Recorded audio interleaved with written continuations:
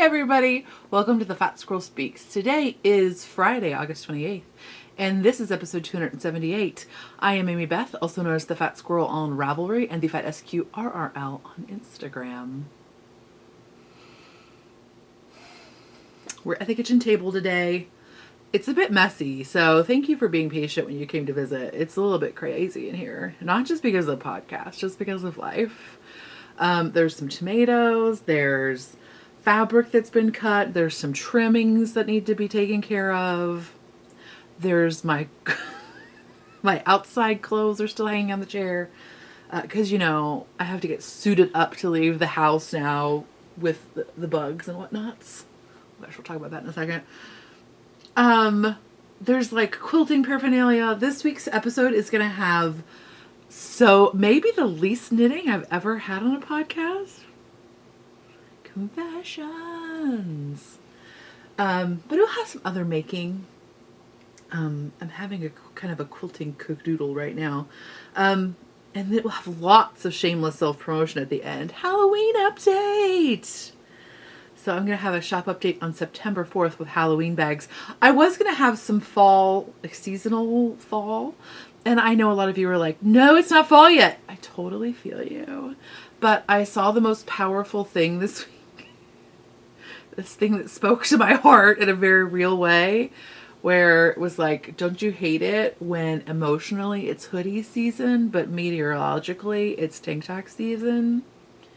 And like, I just want to say that is intense, yo. So I understand if you're not with us. I totally feel you. But there will be Halloween bags. Because in this house, September 1st is fall. I don't care if it's 95 degrees. I don't care if I have to import apples from the Arctic Circle. Okay, I'm not really doing that, but the fall candles are ready to come out of hiding.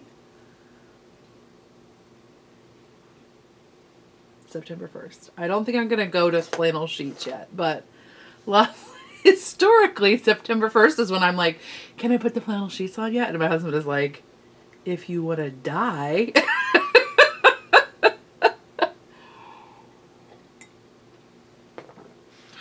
So, just FYIs. When you come over after September 1st, be ready. The fall wreath will be on the door.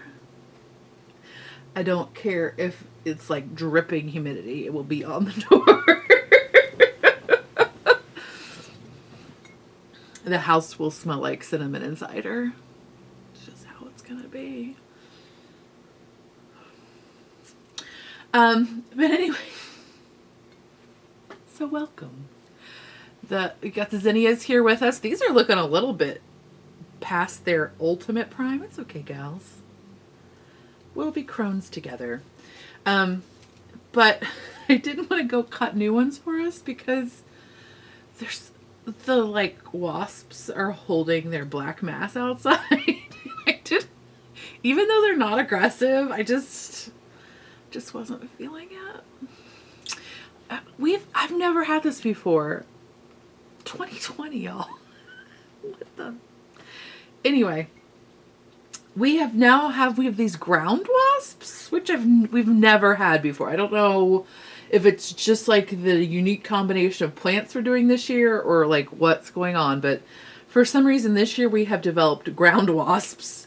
And luckily they're not aggressive. In fact, for the longest time we couldn't tell what they were because what they do is they just fly constantly. Like they don't land on things. They just fly constantly like 5 inches above the ground, and they're so fast that like I felt like they were wasps because I could kind of every once in a while see that, like, you know how like when a wasp flies it's got like their back legs kind of dangle predominantly is not the right word, but noticeably, and I kind of felt like I was seeing that, but I didn't know that that's what they were. But they just don't land. Like every great once in a while you can kind of see one land, but my vision's not great since my surgery. I have to get new glasses. But anyway, the dogs don't seem to bother the dogs. The dogs don't seem to be bothered by them. Even Gus, who loves to eat bugs. Only had to pull one ant out of his teeth this year. But anyway, they're not stinging us. They're not like being aggressive, but they are creepy.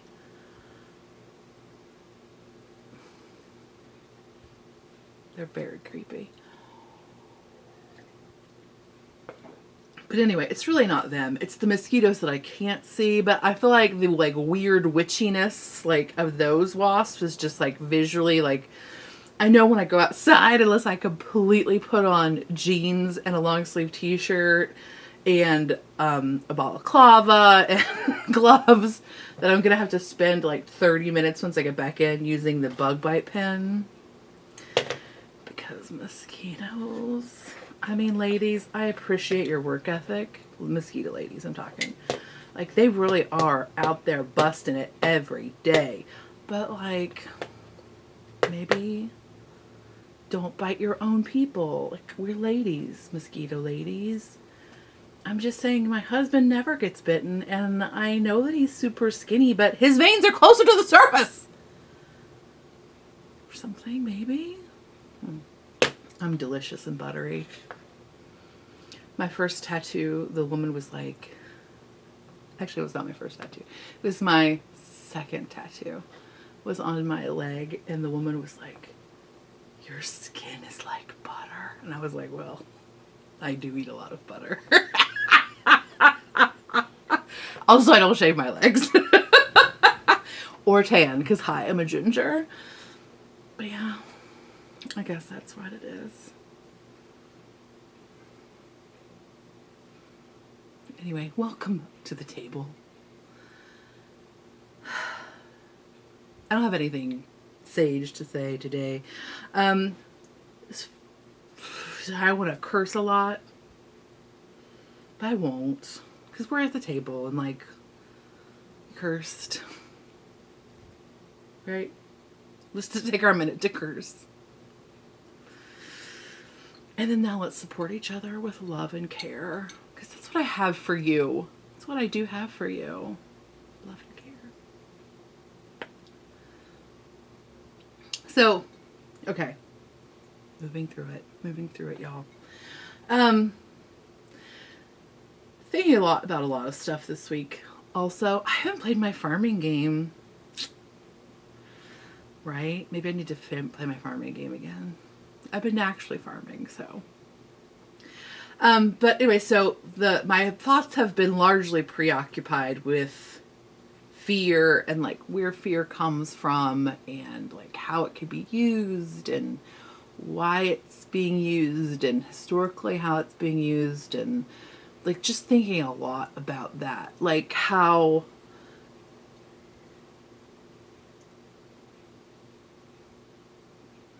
that is often manifested in violence, like how fear and violence are so closely tied together. And so one thing I've been revisiting is this book called Depletion and Abundance.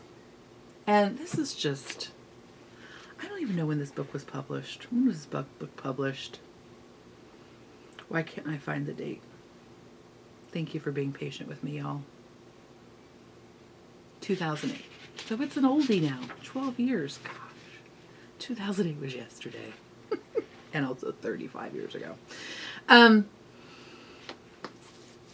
The full title of the book is Depletion and Abundance, Life on the New Home Front, or One Woman's Solutions to Finding Abundance for Your Family While Coming to Terms with Peak Oil, Climate Change, and Hard Times.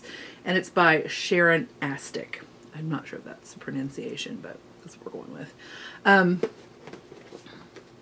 Oh my gosh, I didn't bring our notes. Okay, I'll be right back. Thanks. I started to record the podcast in the front room today, and it just felt like it just didn't feel right. So we came in here. Because really we don't really visit with our friends in the front room. It's a transitional space. It's my workspace. It's the place that I actually sew. Like when we record in that front room, like where there's the yarn cubbies behind me, like almost directly in front of me is my sewing machine that I work at, my sewing table, because I have a fancy industrial, it's not really fancy. It's a straight line sewing machine, but I love it. So that's in there. Work stuff is in there. Anyway, just felt like we needed to visit in here today, so we just came in here.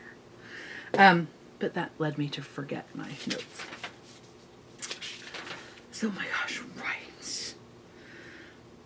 Okay, so we'll do Shenanigans of the Mind, which we kind of started. Basically, my daughter, who is 13 and is in the 8th grade, I had to think for just a second. Don't tell her. Anyway, they're schooling from home right now. They're doing 100% virtual, her school district. And like, we are very lucky in that does not cause us a lot of hardship. And in fact, has many positives for us and our family and how she works and how her brain works. So there's positive negatives, but at this point it's feeling like a positive experience, and I'm very thankful for that. And I know that it's not the case for many, many families. Part of that is that it's kind of interesting because I get to see more of like what she's actually interacting with, her materials that she's interacting with. And it's been fun because it's fun's maybe not the right word. It's been good though, because it's allowed us to talk more about what she's reading, and then like, because that I'm like, oh, what are you reading for social studies? And like, oh, okay, let me read that article. And they're talking about capitalism and its roots in slavery and destruction of lands, and seems, very pertinent at our, well, always pertinent, but especially so. And so then that also then interesting, it can be good and bad because I do love some research. But for some reason through that path, it brought me to this article called Degrowth, A Theory of Radical Abundance by Jason Hickel. And Jason Hickel is an economic anthropologist. I'm still digesting that article. I think it would be an interesting one to talk about. But it definitely provides an interesting perspective combined with depletion and abundance. And then also a podcast that was recommended to me by a friend. And I apologize. Why can't I think of what it's called? It's called Crazy Town. That's why. But amongst all of these, the thing that is sitting with me most heavily from these materials is this idea of degrowth. We are just such expansionists. We're so tuned in to more, that it just becomes this constant vibration, I think. And the idea of degrowth, the idea of pulling back, the idea of defunding, the idea of changing this thing that has been such a deep motion, maybe not in ourselves, but if it's not a deep motion in ourselves, that's certainly contrary to the flow that's around us. And so anyway, so that's a lot of what I'm sitting with. I'm sitting with those ideas on and off, but this has just been, it's been a lot of it. We've had the folks in to redo our heating and cooling. I'm still sitting with that decision of what that means for what we contribute financially to that, what that means for what our work looks like that we're doing to get to that place where we can pay for that. Anyway, it's just, right? All these decisions, even last week when we were talking about the compost, and I was yeah, this 40 pounds of pine bedding, that's equine bedding that I've used for our compost to help subsidize our compost essentially for carbon materials. By the way, y'all are so wonderful. There's so many good comments on the podcast. I know that you don't always have time to read them because sometimes it's just like sometimes I'm sure, like I know when I go to other podcasts, because like I get the notifications pretty continuously and I don't look at them constantly, but usually I look at the comments like once a day or something. So there's just like 3 or 4 usually that I get to read and enjoy. But I understand when you're coming into it and you're like, there's like 400 comments. There's not 400 comments. There's 60 comments. I can't read all those, and I completely understand. But unlike the general rule of the internet, which is never read the comments, on my podcast, like you can always read the comments. Because y'all have like amazing, wonderful things to say, which I enjoy thoroughly. And so one of those comments was that I was talking about how beautiful the soil was in my potato beds because I had used the equine bedding like as mulch essentially, and like how it made this like most fluffy and gorgeous soil. And so one of you was brilliant and said, well, just remember though, just like you're talking about adding them to your composting bins for carbon, for brown material, remember you're adding those to your planting beds. You need to balance that with some nitrogen material. And she was talking about one of the great nitrogen sources is urine. Not full strength, like diluted, because it can be quite acidic and then that can change your pH and stuff. But so then I went down this rabbit hole of like capturing human urine as nitrogen. And that is fascinating. Fascinating. Like, I mean, it makes sense, right? Like the amount of nitrogen we excrete through our urine is basically equivalent to 100% of the nitrogen needed to fertilize what we consume in a year. Like, that makes perfect sense. But how did I not know that? How is it that we're spending like, I understand how we're doing it, but like it takes so many resources to remove urine from public waters and like creates all this other need for chemicals when in reality it's this like it's a great source of nutrient for your garden. What's going on? Everything is so broken. I just want to lay my head down and wear a hoodie and quilt and eat cookies. Oh. Oh. Okay, so that was amazing and brilliant. It does really make me want to have some brown water systems in our household, but I don't even know how to do that. We can't even handle our regular water. By the way, we're totally getting our heating and air conditioning fixed. I didn't tell you this. Before, when the guy came for the assessment, like the sales guy essentially, we have these like huge, like our heating vents are huge. They're not like your rectangular, like modern heating vents. Like they're bigger than this, like half again bigger than this at least. They're huge. And it's just never occurred to me to clean them out. Like it's just never even, it's not even like usually I'm like, oh, I should clean the baseboards. Squirrel. You know, that's usually, and like, but like it just hadn't even occurred to me that maybe I should try to like vacuum 15 years of detritus. Is that a word? Detritus? Whatever. I should just vacuum 15 years worth of junk out of them.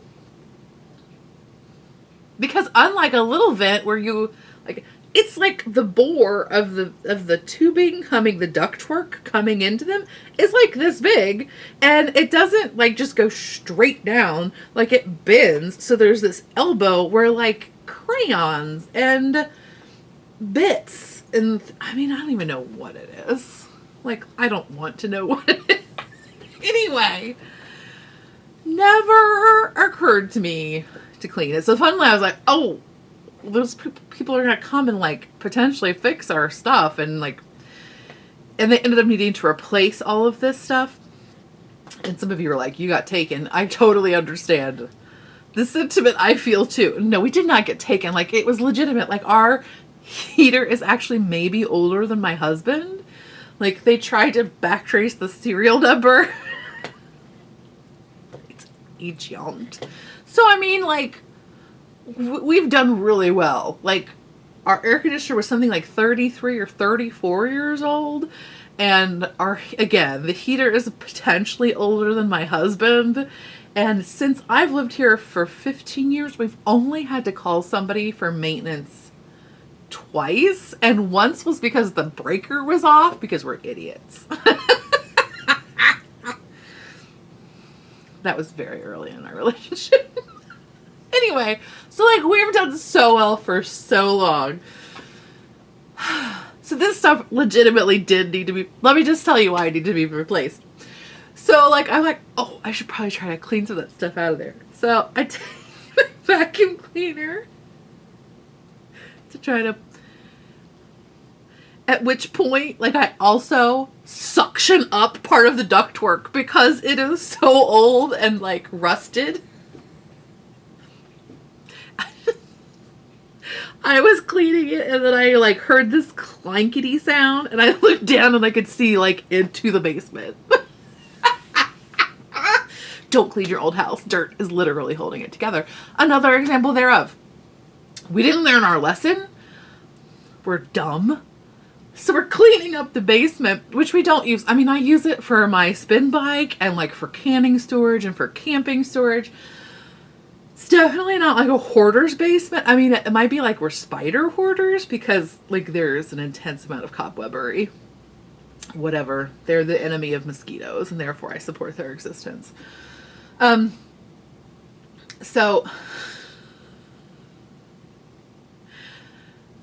we felt like we should probably try to make it less, awful for the people who were going to do this work. I mean, if it was the owner of the company who was getting all of our money, I'd be like, whatever, we're paying you all of our money. You can deal with some cobwebs.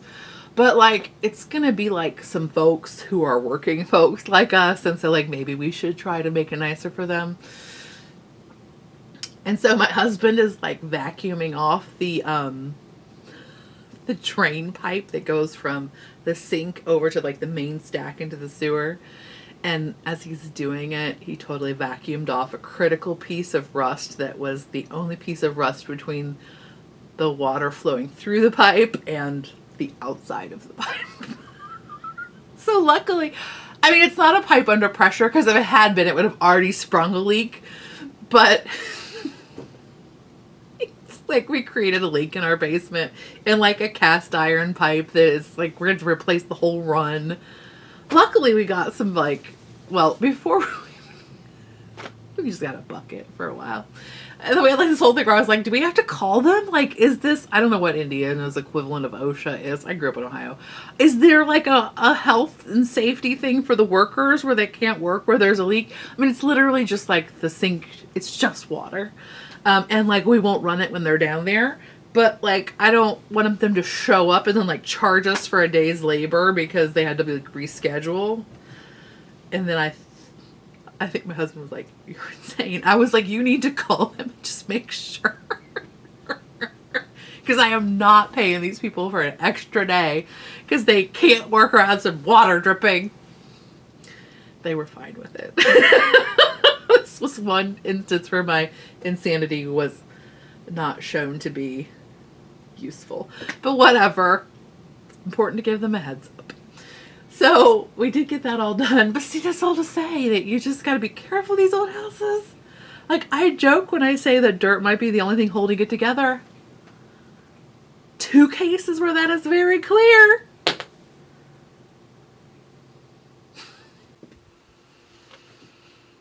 Okay, so let's come back to it. Let's come back to the present. Let's come back to the local. It's been a lot of trying to... I think that's one of the reasons I am revisiting this depletion and abundance book, is it's a lot of good reminders about those circles of hierarchy, about like what we can change, what we might be able to influence, and what we have no control over. Which I think is really crucial to anyone's mental health, especially right now. Yeah, that's all I'll say about that. So it helps to recenter into especially the very local, just of the what's, in the home, and so let's let's come back to the table. Right now it is it's blue skies, but like lots of clouds. And so it's a good thing, right? It's like that right amount of like not painful sun, but still looks nice. The zinnias are so tall that we can actually see them from here. They're getting to be like, I'm pretty sure they're 5.5 feet tall. It's crazy. I think the black mass is over. Usually it ends right around noontime.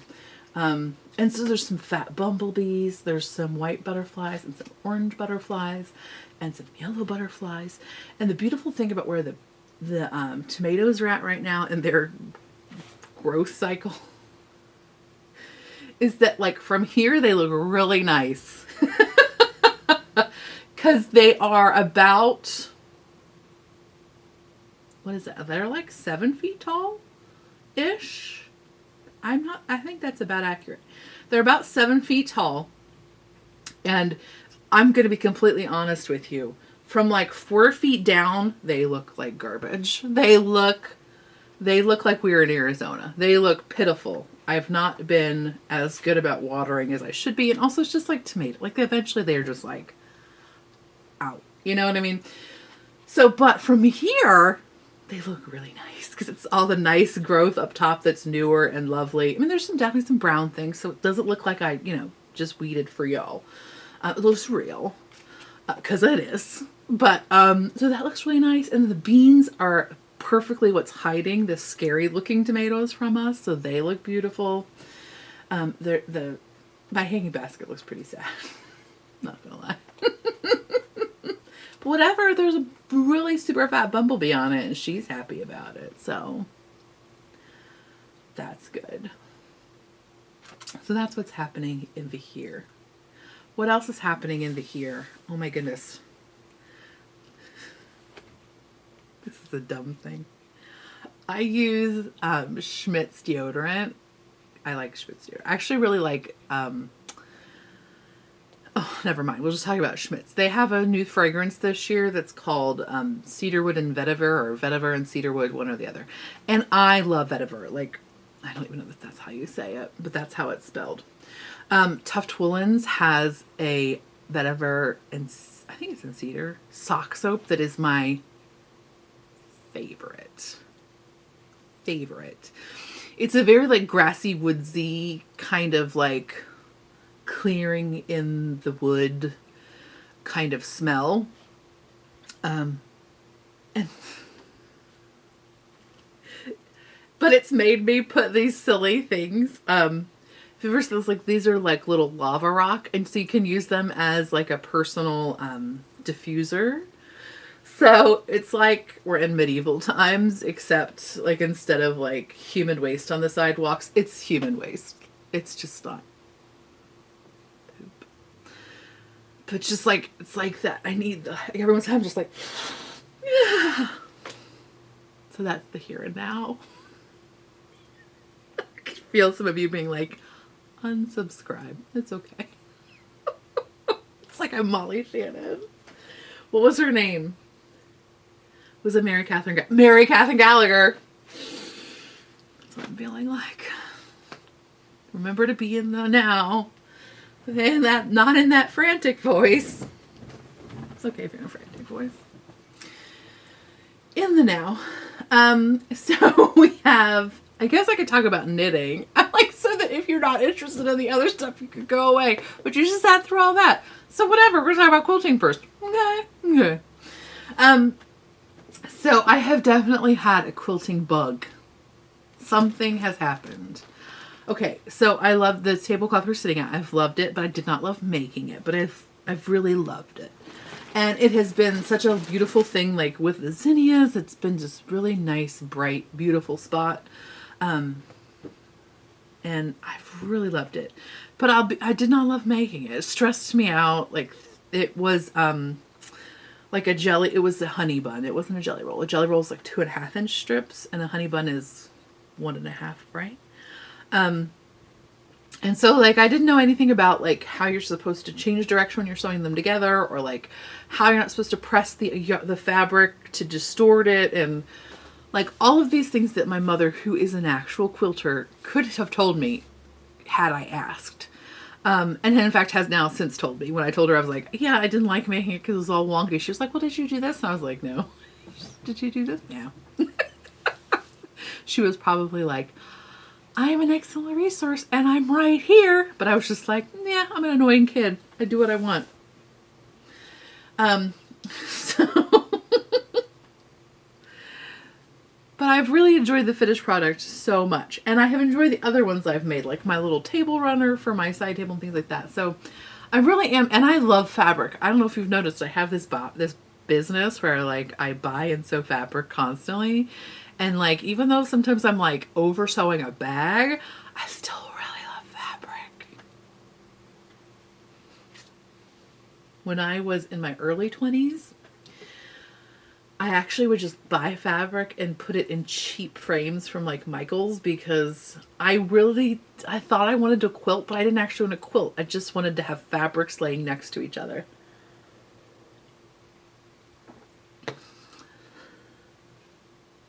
So, but now I'm actually moving into the maybe I want to quilt part. So let's talk about what I've been working on this week. Oh my gosh, I forgot that thing too. All right, I'll be right back. Okay, so several weeks ago, actually, I fell upon this thing called an Ombre puff quilt. Do you remember? Okay, I was born in 1978. Do you remember they were called, I think they were called puff quilts, or they were called sometimes biscuit quilts? I feel like there's another name for them, but now I can't remember what it is. Basically, they were like a tied kind of quilt instead of a quilted kind of quilt. And they were stuffed. So they look like biscuits in a pan, or little puffs. I'm trying to get you a good picture where it'll show the texture. Oh my gosh, there's so many of them. I mean, it's nice to know that you're not the only crazy person in the universe, right? Oh my gosh, here's one with a dog. Dying. So that's a very tiny dog. Do you see the tiny quilt that it's standing on?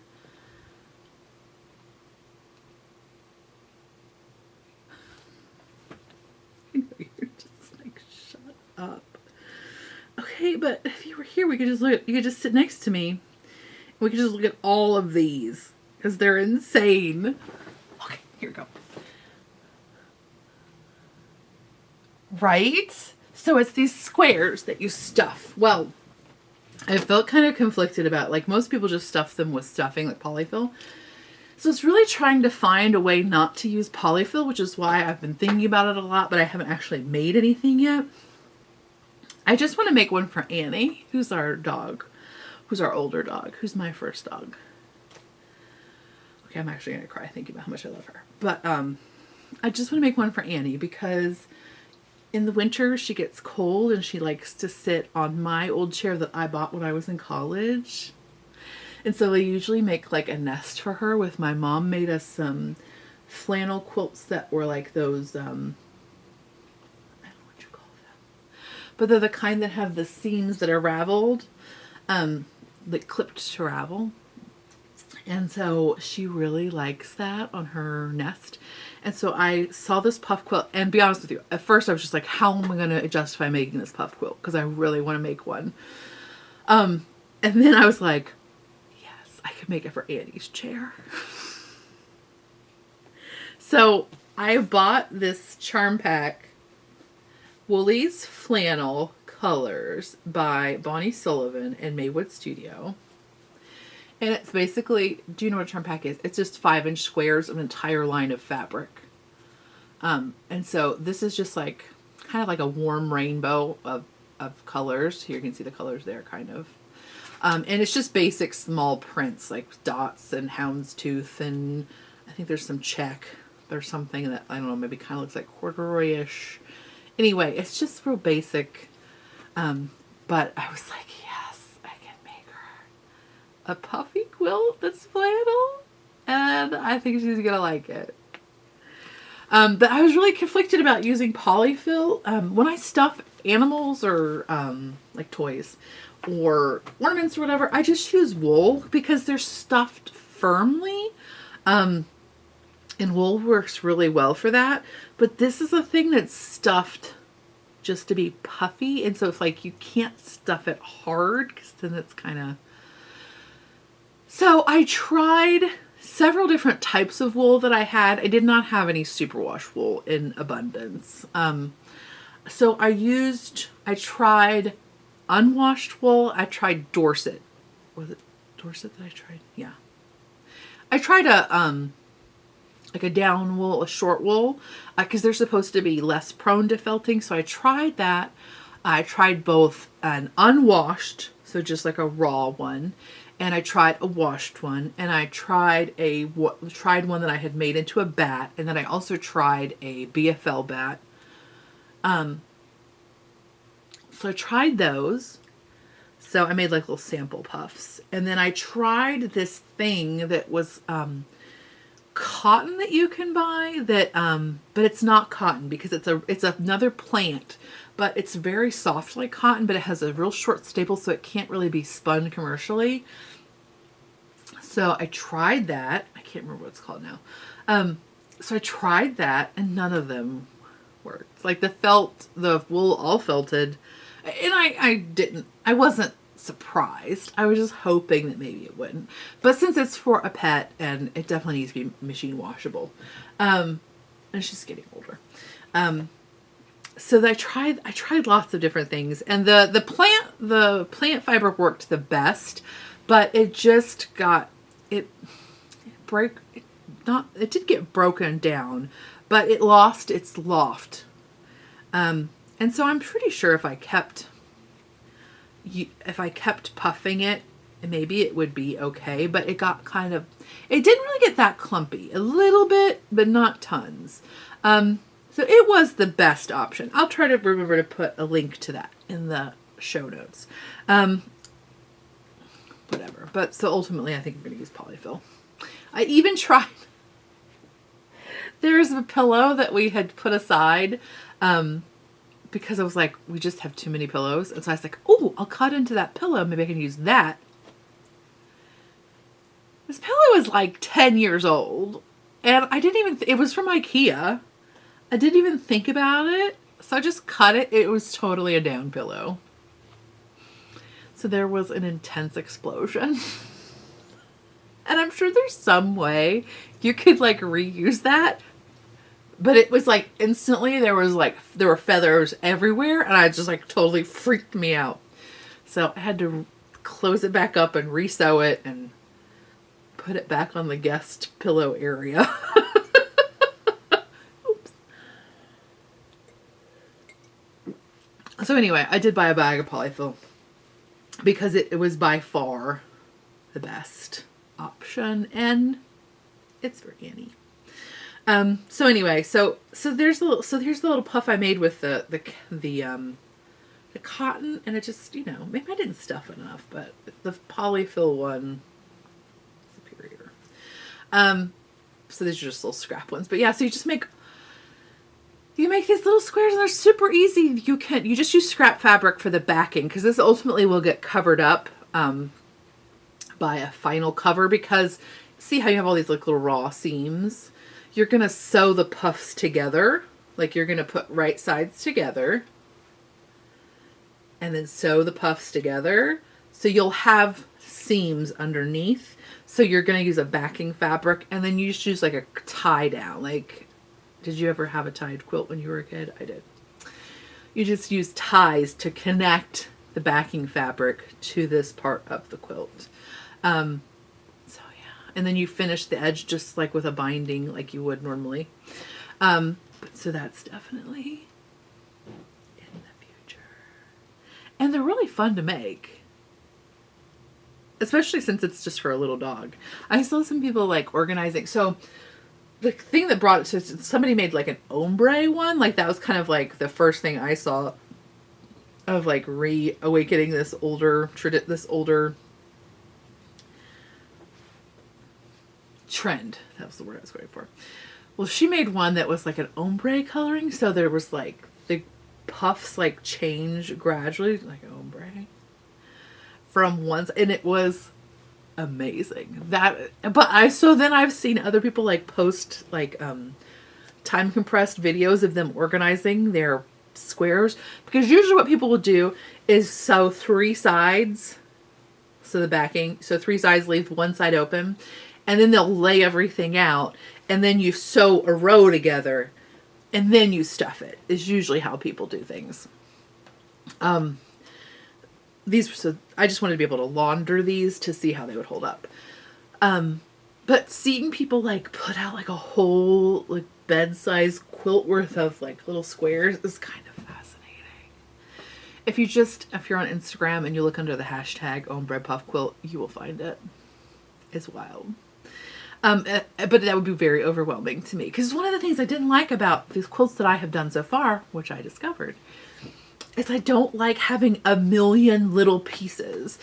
So all of the quilts that I've done so far, like this has been the largest square, and I think it's 6 inches. 1, 2, 3, 4, 5.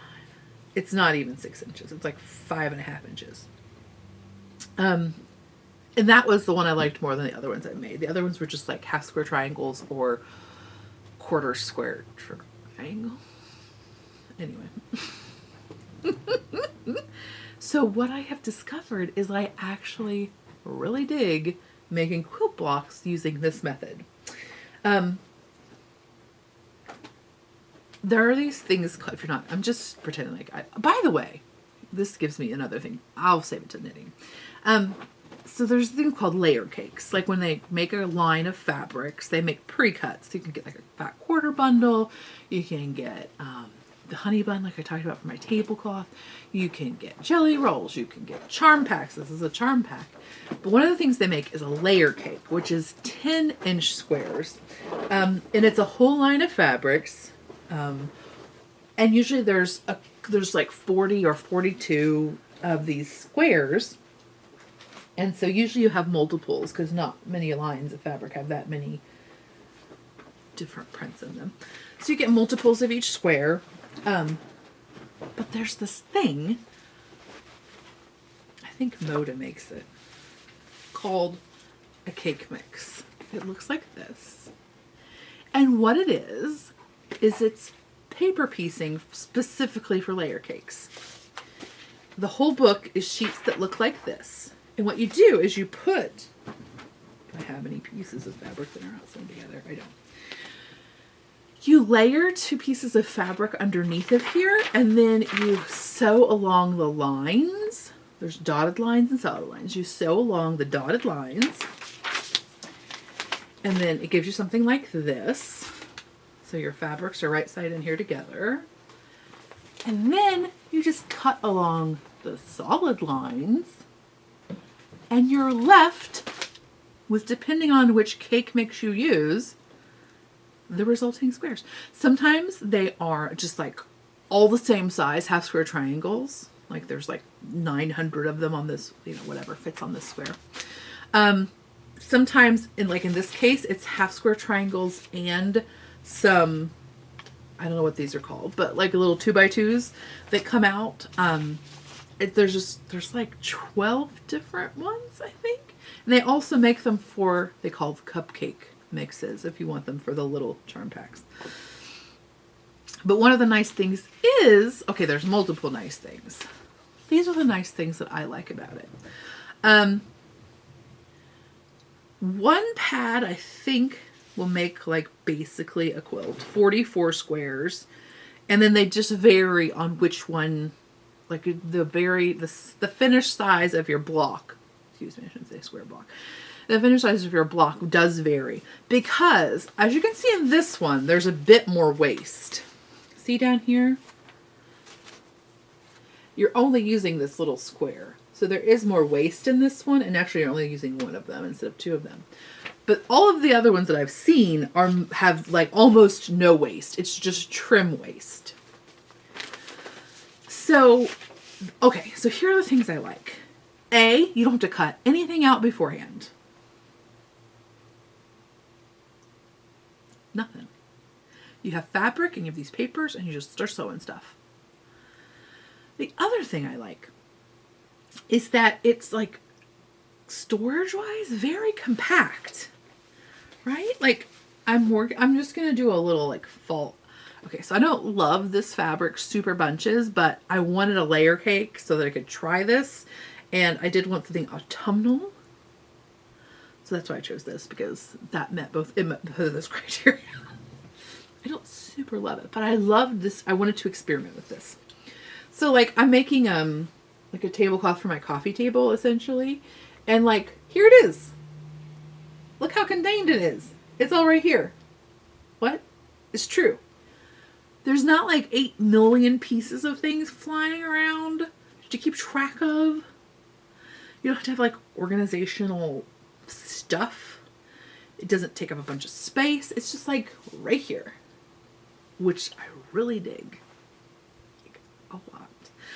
So like if you want to, you could just sandwich up a couple squares and sew a couple squares at a time. Or if you want to, like what I did was I sewed up like 10 squares, and by sewing up squares, I mean, I just did this for like 10 groupings. And so then what I've been doing is like when I have a little bit of time, okay, that's not right. When I make a little bit of time to work on it, what I do is okay, so here's all my quilting stuff. Not counting rotary cutters and mats and stuff because I have those for my regular business. But what I have in my little quilting bag is this tiny cutting board, which does rotate, which I didn't need for this, but it does rotate, which is kind of fancy and fun. But anyway, so I would not need the rotating one. It's just, that's the one I have. But I had a little cutting board and then my squares and my little papers. And then I have this wool ironing mat. And I really like it. And when you use the hot iron on it, it smells like wool. And that's very comforting to me. You don't need this. You don't need it. But it is nice, especially in these little paper things, if you have a cutting thing and a place where you can iron right next to your sewing machine. Because there is a lot of like, well, with quilting in general, there's a lot of back and forth. Right? And so like when you're doing a traditional quilt, like you can probably sew all, and you could do that here too, but you would lose this benefit of like these tidy little things that like can stay together. Which is one of the things I like about it. So that's what I have for my quilting. And then I have this all just stored in like an art portfolio. So that's it. I don't have a lot of storage in my house. It's all storage for shop stuff. So like what I've done is sewn several of the squares up, and then when I make time or if I just need to like accomplish something, I will get my little cutting mat out, take out my square, cut out my little shapes, take the paper off, iron, and assemble a block. And it's really nice. Very soothing. So this is what this block makes. So each block is different, and they give you examples of like how you can arrange your small pieces into a larger quilt block, your smaller components. And so this one gives you like, this is the one I'm doing right here. There's like the old, it's a churn dash. That's right, right? So yeah. So like, here's my squares. Some of them. Right. It's really pleasant, y'all. I'm really digging it. Now, this has limitations, right? Like you need 10-inch squares. Oh, by the way, you don't need a layer cake. You just need 10-inch squares. All right, I'm going to be right back. I have to change the battery. So, yeah. I really enjoy these. Oh, okay. So limitations. So you do have to have 10 inches of fabric, like a 10-inch square. They do make, like I said, they do make them for the little guys. So if you only have 5-inch squares. And then of course there's a limitation on the kind of pieces that you can sew this way. You can't sew flying geese this way. You can't, you know, there's other limitations. But for a beginner, it is very enjoyable. And also if you don't have like a lot of space, so I like that it helps to organize it, like in terms of like the space it's taking up. I like that it makes me feel like I can do a little bit at a time versus like when I have a bunch of little pieces and they're all out and then I have to like, I don't know. It parses it for me. Maybe that's a better way to say that. Because yeah, anything you can do a little bit at a time, but this is like very clearly parsed out of like, oh, okay, this is how I can approach this. Tidy, a little bit at a time. It's very precise. So it doesn't make me feel as discouraged as a new quilter. I mean, I'm a fairly experienced craft sewist, but as a new quilter, like it helps me feel like, oh, okay, I know how to do this correctly so that it will turn out correctly. And again, you don't have to cut everything out at the beginning. You're just kind of doing it as you go. Yeah, it's very enjoyable. I'm pro it. One of the other things I really like about my sewing machine is because it is a straight line. A lot of commercial machines are straight line, not a lot. Some commercial machines are just strictly straight line machines, so they'll sew fast, but it's only going to give you one option. I mean, you can change your length of stitch, you can change your tension, things like that, but you can't do like a zigzag on my machine. You can't do a buttonhole on my machine. So it's limiting in many ways. But one of the nice things about it is because it doesn't have those options, the throat plate only has enough room for the needle to go through.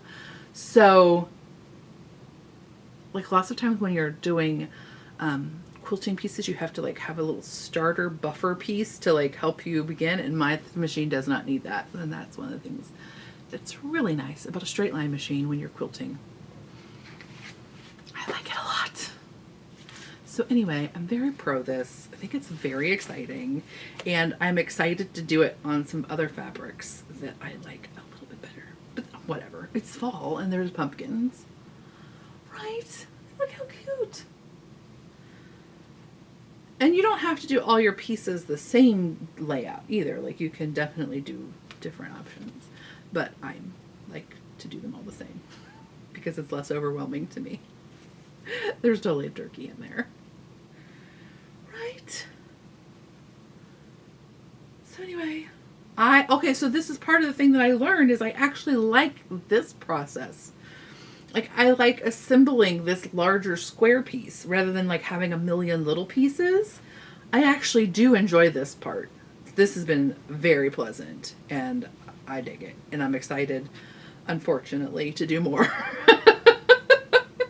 And I only say that because, like, again, like, I think, you know, as makers, that you're often like, there's too much to do, and not enough time, and not enough dollars,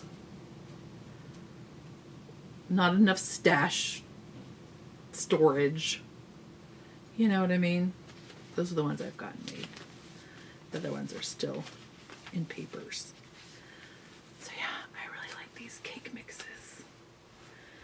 Did I get sucked into wanting to make this? There's a quilt along going on right now for a pattern by Then Came June called the Nova Star, and I have been lusting after it for a little while because I thought it was really lovely.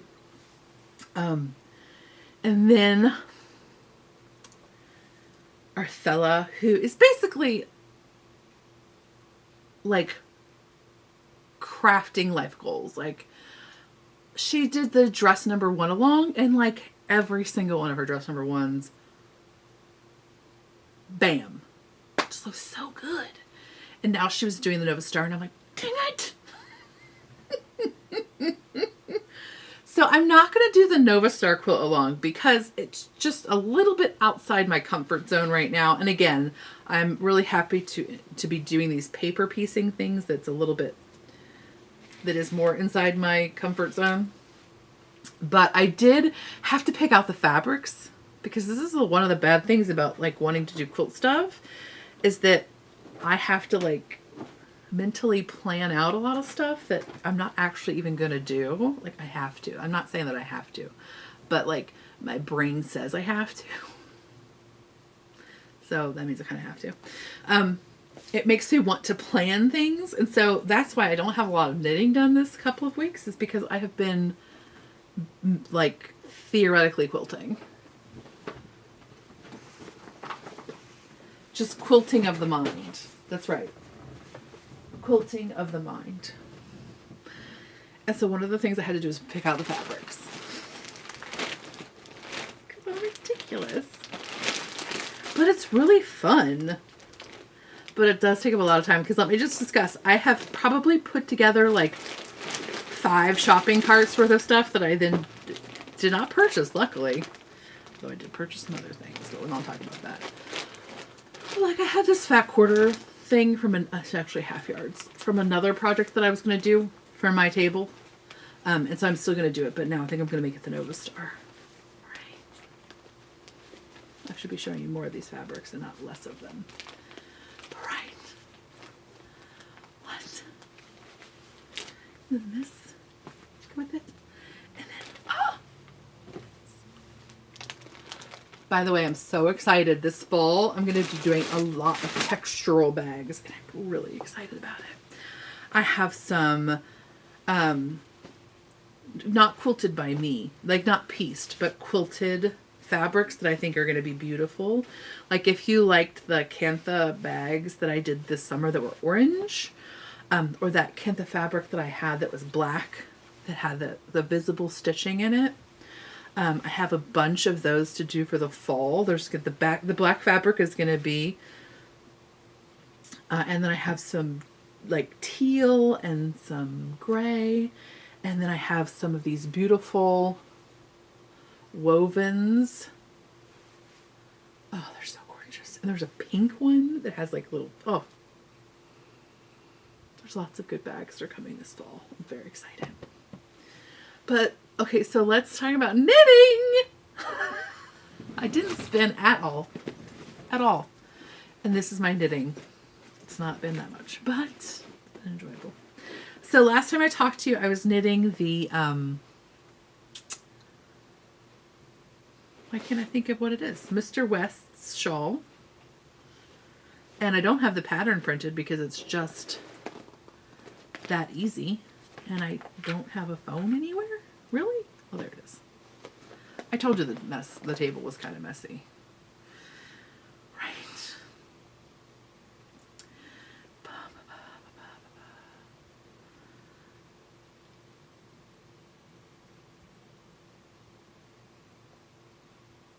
Botanic. Why couldn't I come up with that? The Botanic Shawl by Mr. Stephen West. Meow. And so I'm knitting mine with some hand spun that I have. That's just kind of like this beachy, sandy, with some aqua in it. I talked about last time how I was trying to find the right accompanying yarn.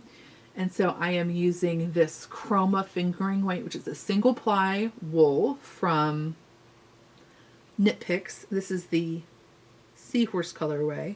It's 70% wool, 30% nylon. Here's my project. I'm going to try not let it fall off the needles. Okay, right. So I've used up a full ball of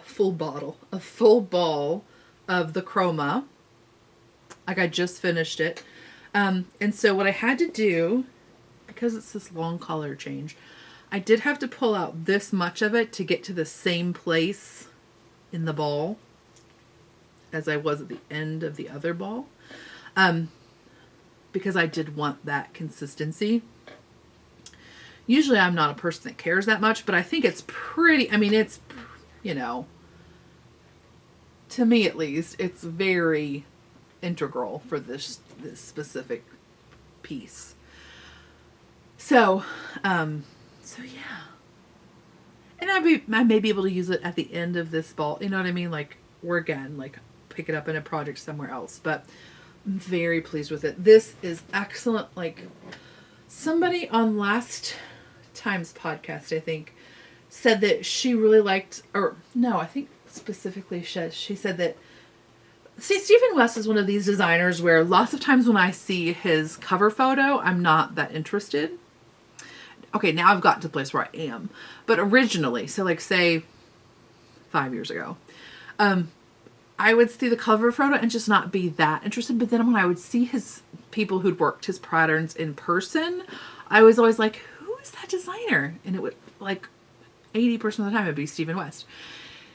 So like his specific color palette doesn't always appeal to me, or his styling doesn't always appeal to me, but his designs, almost every time I see them in person, I really like them. And he is a knitter's designer. Like, I have seen patterns by other designers where I was like, and I'm not like calling anybody out, but like, I'm just like, I'm like, ooh, I love how that works. It's like really graphically interesting. And then I'm like, oh yeah, I dig it. And then I'll buy the pattern, and then it will be written in the most unfun way to knit. Like, you know what I mean? Like, you can make almost anything happen with knit stitches. Like, you can make almost any shape, you can make almost any pattern, you can make almost any configuration. But for me, what makes a designer somebody that I go back to time and time again is when they do things in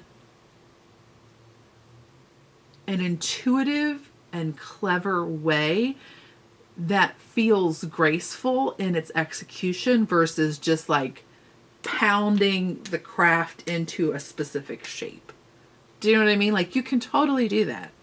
You know, I think back like specifically to like some of the old like toy patterns that were written flat and like had every single row had its own line of instructions because every single row was different. So like, you can make anything, right? But I don't want to make things in that way. Like, I want to make them in that, well, like, I can look at the pattern, you know, maybe I look at the pattern every section, or I have to look at the pattern every once in a while, but I don't like to have to look at the pattern for every row. That just becomes something that I don't enjoy. And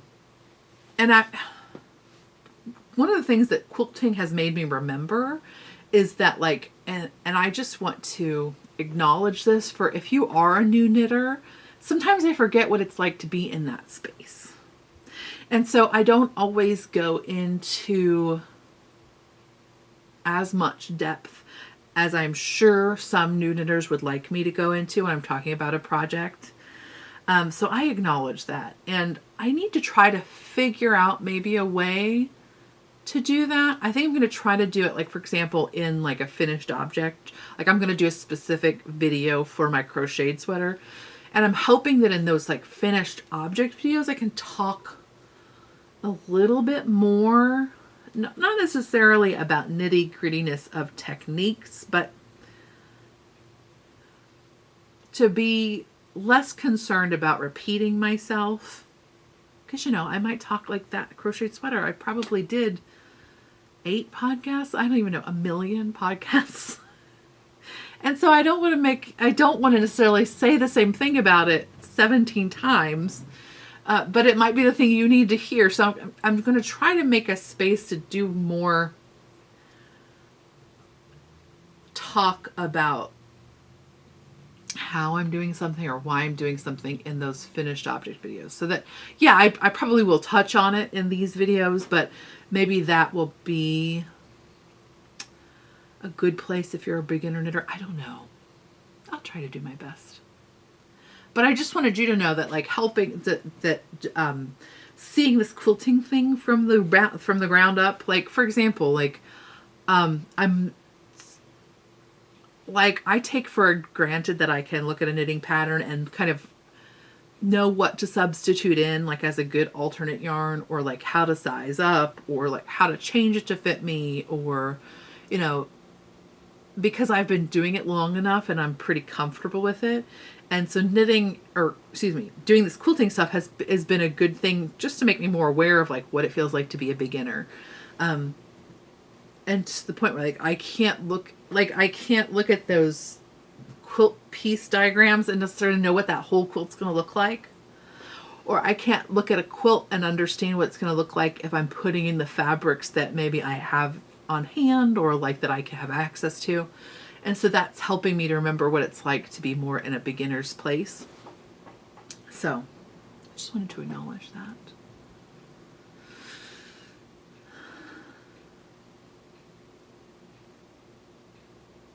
Stephen.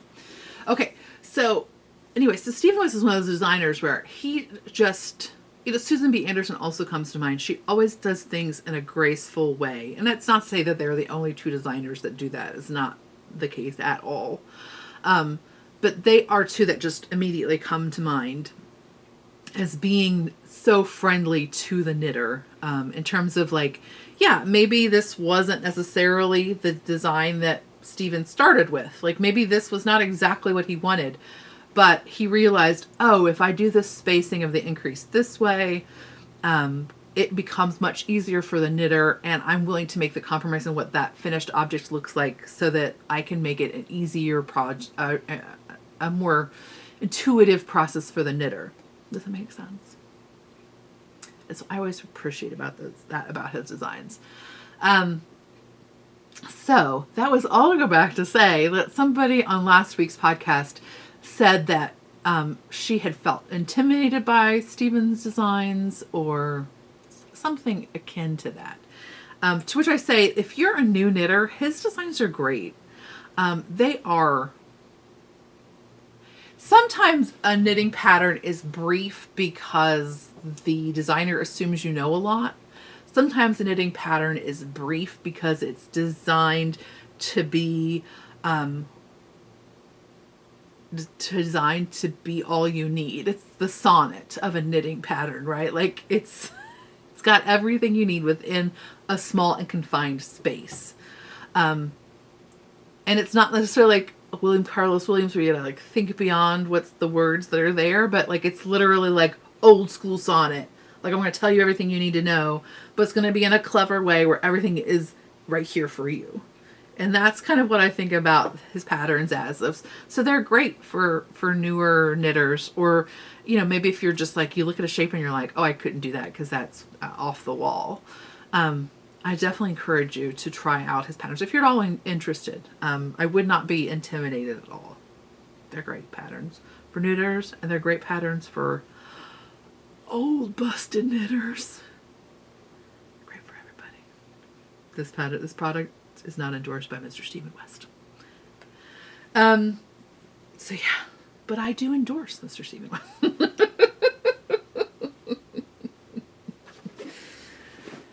So yeah, that's all I've knitted. Knitting podcast. Yeah, it's a making podcast. You're here. You know what it is. I think it might rain. You probably want to get home before it starts raining. Okay, but before it starts raining, you have to go home. Let's talk about some shameless self-promotion. So if you do not want to be tempted by Halloween bags, totally get it, and I will talk to you next time.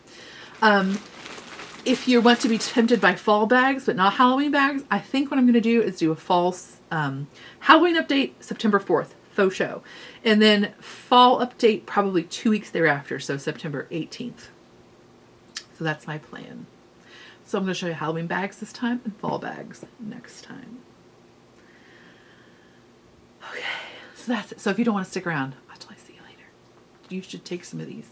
And Tova made cookies, so you should take some of those too, because there's a lot. I don't know how it happened, but it just made 1 million cookies. Okay. If you would like to purchase any of the following bags, they will be made available Friday, September 4th at 9 p.m. Eastern Time on my website, which is fatsquirrelfibers.com. It's also in my link tree on the YouTube if you forget. Okay. I added some surprise bags, so I gotta reorganize here because their sizes are not all together. Okay, so first we're going to talk about sock bags. And then we'll just go up in size. There's a lot, because Halloween fabrics are fun. Okay, so first off. Right. You got some Ouija, maybe something that's supposed to be a tarot card. You got some crystal balls. How cute is that? This is going to be available in a sock and a large wedge, so both sizes. And all of these are just lined with unbleached, like a sort of a twill. So how cute is that? And then you're like, oh, continuing in the witchy theme, we have some cute little witches. Right? Are they not? Do you love her with her big poofy hair? Aren't they super cute? And then, because I know some of you might like cats, might have a few cat ladies. Did you see on Instagram that somebody put a bunny in my project bag? Like a full bun. So cute. Look at these guys. I really should have made this into a large wedge probably, but whatever. It's in a sock. How cute are these Halloween cats in their costumes? Do you love the candy corn one? I do. Do you love the jaunty hat? Of course you do. Right. So cute. So cute. There's also like little mushrooms and spider webs and skulls and candles. Super cute. And then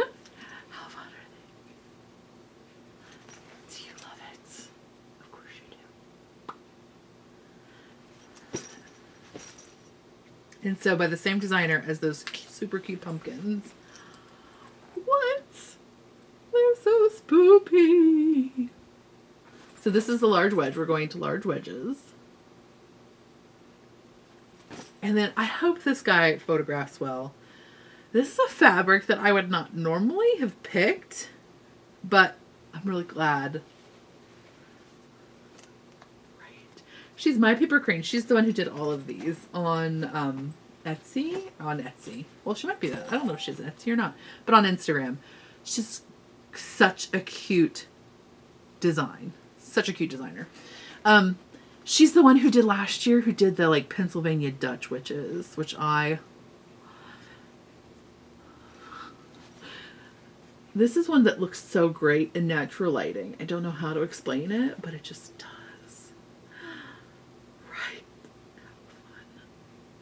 How fun! That's better. Right. Ridiculous. And then with these cute little monster girls. Now this one is this is a lightweight canvas, and so it's a little bit lighter weight than my other bags are. It's still like a heavier than a quilter's cotton, but I kind of waffled on whether I should use an interfacing for it. And ultimately I didn't, because I just really like the texture of the fabric, but it is a softer bag. So just FYI. Like this is a cotton twill. It's a lightweight cotton twill, but it's a cotton twill all the same. These are cotton twill. This one is a linen cotton, as is its large wedge bag, which is usually what I use, but occasionally, whatever. Anyway, so aren't they cute? I love her. Love her. And then, so then here's in the lightweight cotton, or in the cotton canvas, excuse me. Right? So fun. And then we have this, and then these are good if you're like, I want a Halloween bag, but I want to be able to use it. Whatever. I would use any of those all year long, because who cares? If you love Halloween, just represent. But like this one is a little bit, and I can't tell how this is going to read, but this is like a really warm pinky orange, but definitely pinker than orange. And you've got some spiders, and then your little cobweb. So yeah, it's a little bit subtler, spoopy, you know, just a little bit low-key. And then you have this wonderful batik. It's just like a nighttime batik. It's not even necessarily Halloweeny. It's just birds. They're flying over the full moon. But it's also kind of spooky. So yeah. And then, okay, so then sweater size. So this one is also cotton canvas. Usually I do like a denim for the bigger bags, but this print is a little bit bigger than I thought it was going to be. So I went ahead and put it with the sweater size, but it's this fun faux stitchery with the cute candy corn and a little pumpkin face and a cute skull, a little snow, a little ghosty costume. Whoop. It's very fun. And then these also got added because Charlie Harper. Did you see the Charlie Harper Halloween fabrics?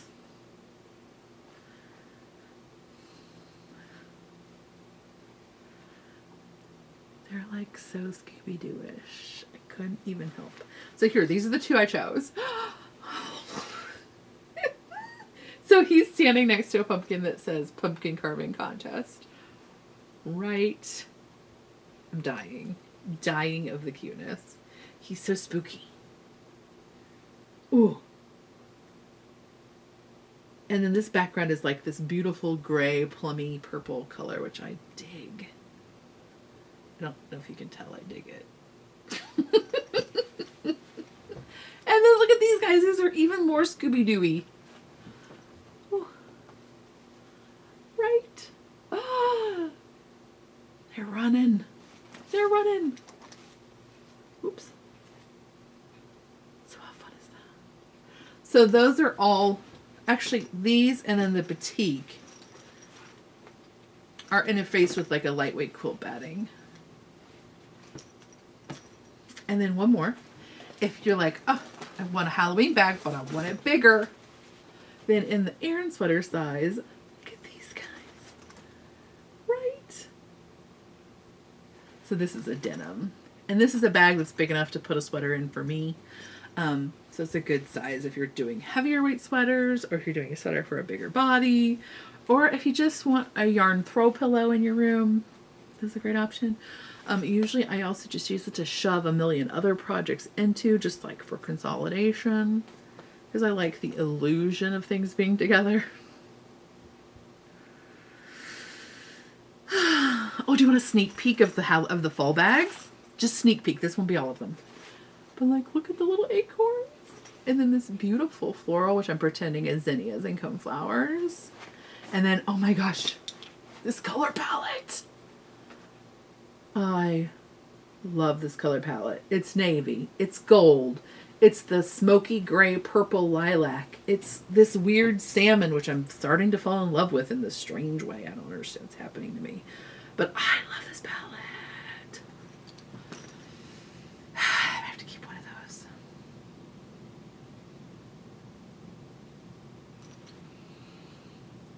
So good. These guys, this like super soft fall floral, then this crazy super bold leaf print, which I really dig, which was actually called zinnia, which I'm like, okay. Now the person will just buy anything that's got zinnia written on it. Is it gonna rain? Okay, so you probably need to go home. I hope you don't get caught in a cloudburst, but if you do, don't be afraid to just pull over. You've got your knitting. Just take a minute. Just take a minute for you. And stay safe.